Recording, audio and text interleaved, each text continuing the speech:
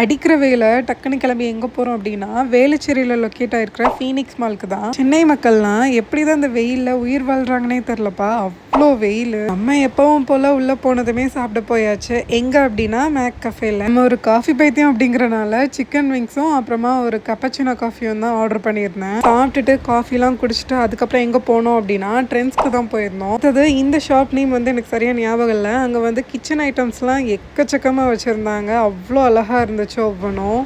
இங்கே வந்து 300 ருபீஸ்க்கு ஒரு பிளேட் மட்டும் ஒன்று வாங்கியிருந்தேன். நெக்ஸ்ட்டு வந்து டாய் ஷாப்குள்ளே நுழைஞ்சாச்சு. எக்கச்சக்கமான பொம்மைகளை வந்து அப்படியே குமிச்சு போட்டிருந்தாங்க.